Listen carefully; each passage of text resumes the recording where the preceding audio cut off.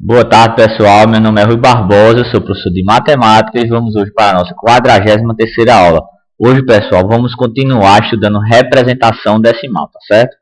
Por isso que tem aí continuação. Deixa eu colocar aqui o ponteiro, fica melhor para a gente. Da forma decimal para a fracionária, para a forma fracionária, tá? Vamos escrever os números a seguir na forma de fração. Por exemplo, pessoal, 3,9 é a mesma coisa que 3 inteiros e 9 sobre 10. Tá certo? Ou seja, temos 3 inteiro aqui, ó, mais 9 sobre 10, que é a mesma coisa que 30 sobre 10 mais 9 sobre 10.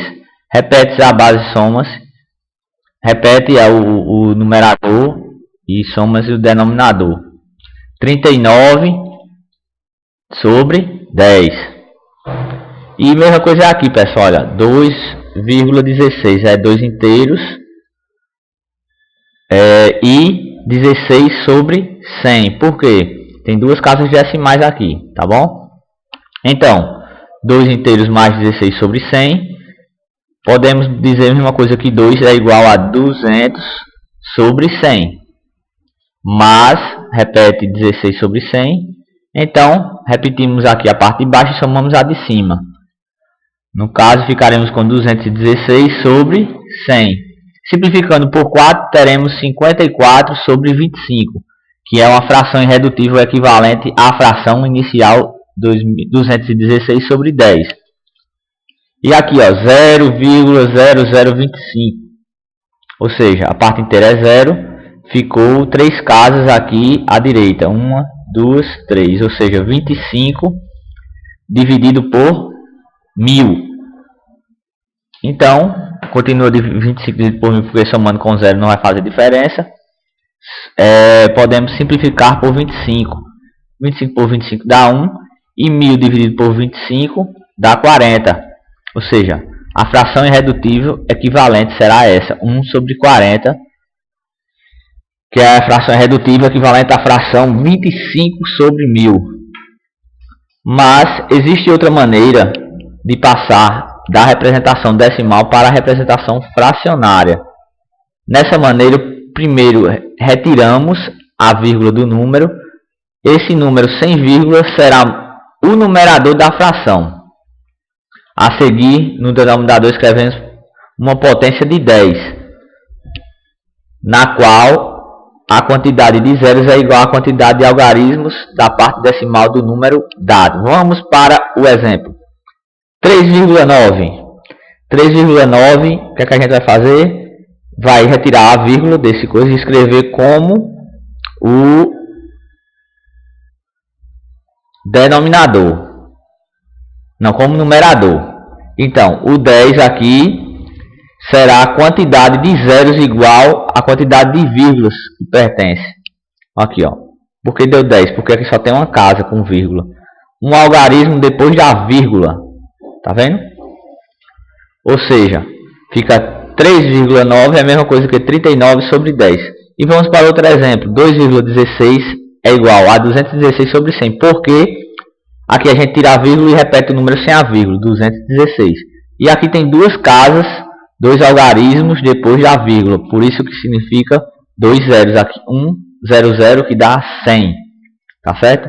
E aqui, olha, com 3 casas decimais depois da vírgula, automaticamente ficaríamos com 1000. Porque são 3 zeros, representando as 3 casas. E o 25 aqui, a gente repete o número que está no próprio termo tirando a vírgula, tá certo?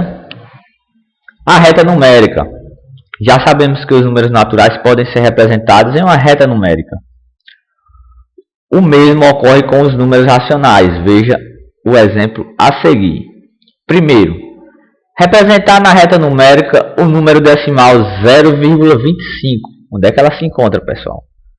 Se quisermos representar o número decimal em uma reta numérica, uma das possibilidades é encontrar sua forma fracionária. 1. No caso aqui, nesse exemplo 1, no caso 0,25, então teremos 1 sobre 4 na forma fracionária. Sabemos que 1 sobre 4 está localizado entre o número 0 e 1, nos números naturais. Então, vamos dividir o segmento A, B, que vai do 0 até o 1, em 4 partes iguais e considerar uma dessas partes a partir do ponto A.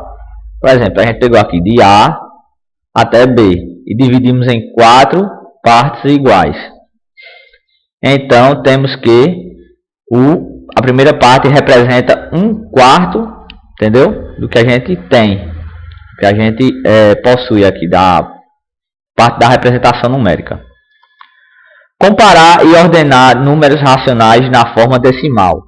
A seguir, veremos como comparar e ordenar números decimais em uma reta numérica. Partimos de 3 decimais quaisquer: 2,25, 2,75 e 3,25. Se quisermos conhecer o maior desses números, basta olharmos para a parte inteira.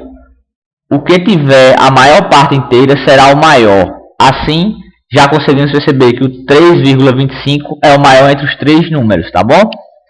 Para descobrir qual é o maior entre 2,25 e 2,75, comparamos sua parte decimal. Quem tiver o maior valor na parte decimal será o maior número. Assim, 2,75 é maior que 2,25, pois 75 centésimos é maior que 25 centésimos.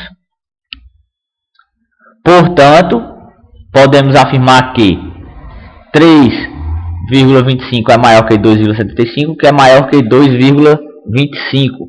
Outra maneira de dizer isso é que 2,25 é menor que 2,75, que é menor que 3,25. Note que a reta numérica, quanto maior é o número, mais à direita ele está localizado. Por exemplo, 3,25 está mais à direita e o 2,25 está mais à esquerda. Tá bom, pessoal? Obrigado pela atenção de todos. Fique com Deus e até a próxima aula.